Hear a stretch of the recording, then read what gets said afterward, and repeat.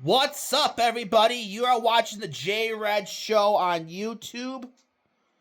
I'm having some issues with my Twitter account.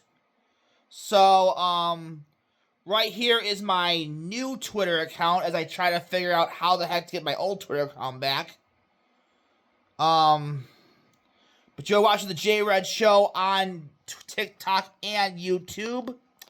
The Seattle Seahawks win the Super Bowl with a 29-13 victory over the New England Patriots.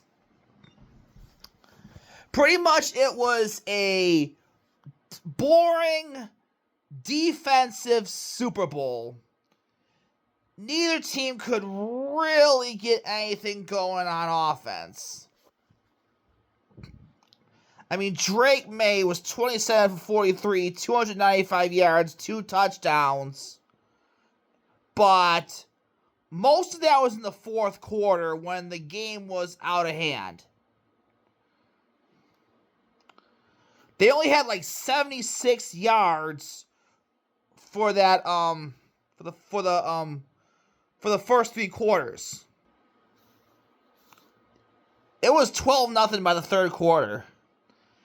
It felt similar to last year where the, quote, evil empire is demolished by super good defense. But unlike last year, which fell over at halftime, New England's defense kept it somewhat close for 3 quarters. But Drake May just had one of the worst offensive performances in a Super Bowl, which really is one of the worst offensive performances in the entire playoffs.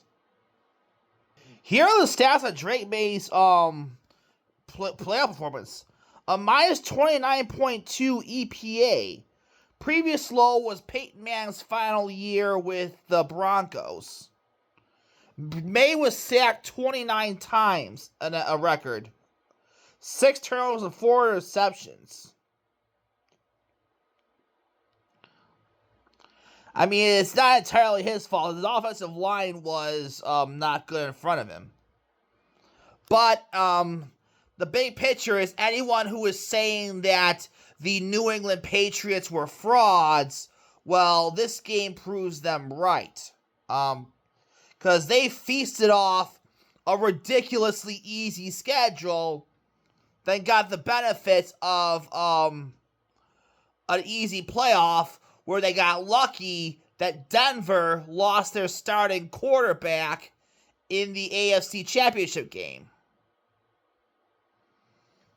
And my hot take on the Bills is I am pretty confident. I mean, the Bills have a lot of problems. And yes, I thought it was time to fire McDermott, and Brandon Beane probably should go as well. Although I've been hearing some arguments, maybe Beane should get one more year because we don't want the Bills to just blow everything up.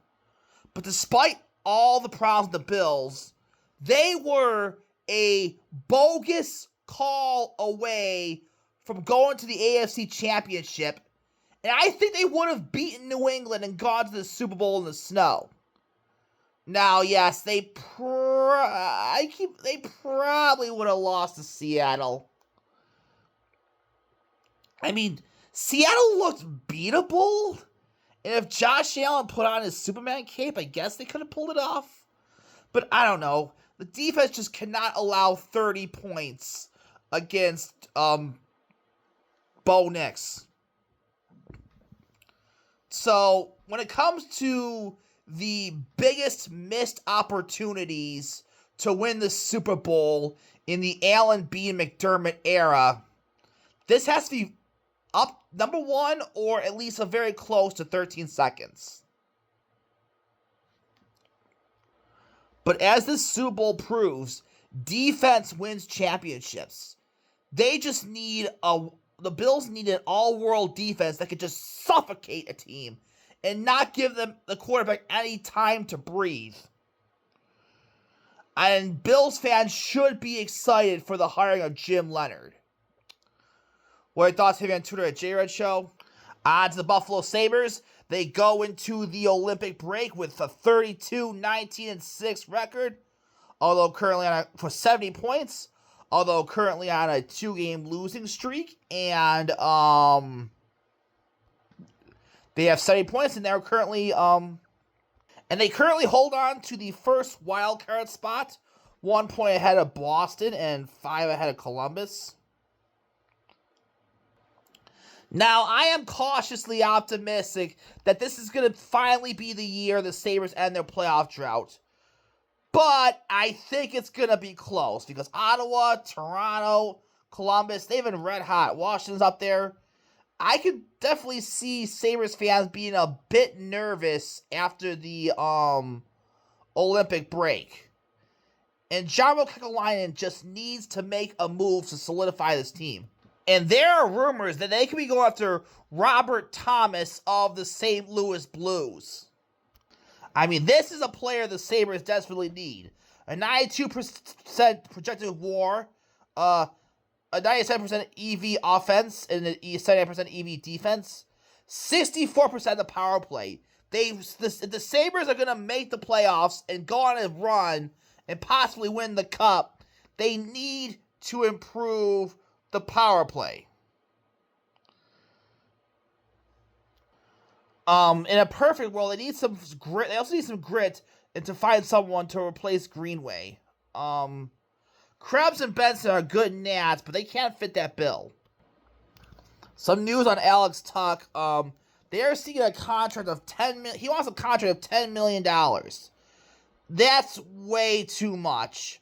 So I think the Sabres should keep him for this playoff run, and then just let him walk at the end of the year.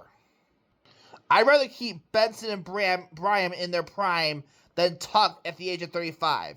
Get those two locked out ASAP and hunt for some talent for agency or the summer trade market. I mean, Tuch's a good player, but by the time he's not going to be worth that much money, and he's almost 35. I mean, he won't be in his prime for much longer. I mean, I'm not saying we're the 06-07 team yet, but just going on a run is a perfectly reasonable option. Tuch is also neither of those guys. He's a very good two-way winger who can score on the penalty kill and seems to be good in the room. But that's not the cornerstone of the franchise either. Even if they can make some cap work, I don't want to pay the guy double-digit salary until late in his 30s. On to the Olympics. Can Team USA win their first gold medal since 1980? On paper, I think they are the best team in the Olympics. Canada has the absolute best players in the world, Connor McDavid and Nathan McKinnon. But when it comes to overall team depth, I just think the U.S. is just better from top to bottom. Although Bill Guerin has made some questionable decisions, like why is Jason Robinson and Cole Caulfield not on the team? Scott Hunter was robbed too. I just think, I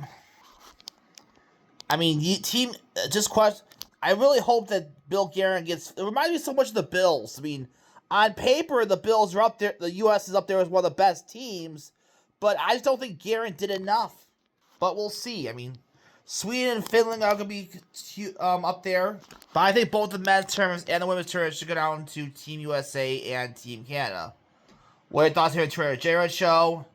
And the Buffalo Bandits have lost 4 in a row. They lost to the 1-6 Philadelphia Wings. And I think it's safe to say that their dynasty is over. I mean, they were 5-6 years ago. They won a championship. But this team looks old. It looks slow. They're the Kansas City Chiefs and Florida Panthers of sports. Of lacrosse. Of lacrosse, I'm going to say. I mean, they had a good run, but law of averages coming there now and then. So, what are your thoughts? Hit me on Twitter at JRedShow, and I will see you later.